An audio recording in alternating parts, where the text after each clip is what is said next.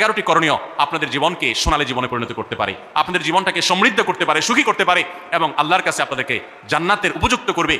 কিয়ামতের ময়দানে সুন্দর হাসি, সুখের হাসি, তৃপ্তির হাসি আপনাদেরকে হাসাবে ইনশাআল্লাহ। সেই 11টি নসিহা, সেই 11টি বিষয়ের প্রথমটি হলো কোরআন এবং হাদিসের জ্ঞান অর্জন করবেন। অনেক ভালো ভালো বই আছে কোরআন হাদিস ভিত্তিক, সেগুলো পড়বেন। দিন শিক্ষার যত আয়োজন আছে সেগুলোর সাথে সম্পৃক্ত হবেন। অনলাইনে অনেক কোর্স করা যায়, সেগুলো আপনি সম্পৃক্ত হতে পারেন। যেভাবে হোক আপনাকে কোরআন হাদিসের কথা জানতে হবে। আল্লাহ কি বলেছেন, রাসূল সাল্লাল্লাহু আলাইহি ওয়াসাল্লাম কি বলেছেন, মাসালা মাসাইল কখন কি করা উচিত, কোরআন হাদিসে কি বলা আছে, এগুলো জানতে হবে আপনাকে। যতটুকু সম্ভব জানার চেষ্টা করবেন। নাম্বার 2, 5 ওয়াক্ত নামাজ সঠিকভাবে আদায় করবেন, সময় মতো আদায় করবেন। জোহরের ওয়াক্ত বাসার কাজ কাম শেষ করে গোসল করে একেবারে 3টার দিকে একসাথে পড়বো, এটা করা যাবে না, বরং সময় মতো আদায় করতে হবে। এবং মেয়েদের যে সতর, এই সতর ঢাকার পরে সতর্ক থাকতে হবে। পুরো শরীর মুখমণ্ডল ছাড়া যেন ঢাকা থাকে, চুল, গলা, হাতের গোছা, কোনোই, এগুলো যেন দেখা না যায়, খেয়াল রাখতে হবে। এবং নামাজ ধীরে ধীরে পড়তে হবে। অনেক মহিলা অনেক দ্রুততার সাথে নামাজ পড়েন, এবার পড়লে হবে না। নাম্বার 3, রমজানের রোজা ঠিক মতো রাখতে হবে, যথাযথভাবে রাখতে হবে। রোজা রেখে গিবত, শিকায়েত, মিথ্যা, গালমন্দ এগুলো করা যাবে না। নাম্বার 4, স্বামীর আনুগত্য করতে হবে।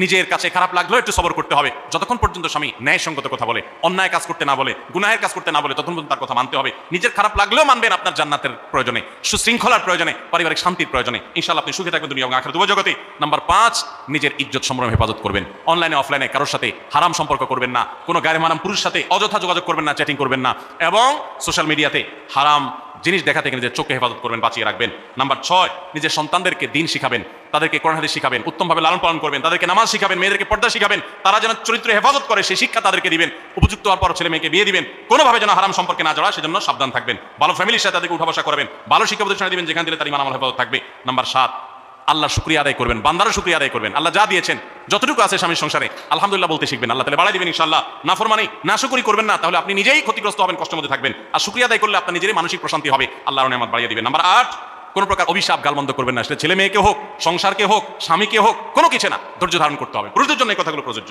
আর নাম্বার 9, আত্মীয়তার সম্পর্ক রক্ষা করতে হবে, ছিন্ন করা যাবে না। নিজের স্বামীকে তার বাপ, তার বোন, তার মা, তার ভাই, তাদের সাথে সুসম্পর্ক বজায় রাখতে সাহায্য করবেন, বাধা দিবেন না, পারলে আরো সাহায্য করবেন, এতে আপনারই লাভ হবে।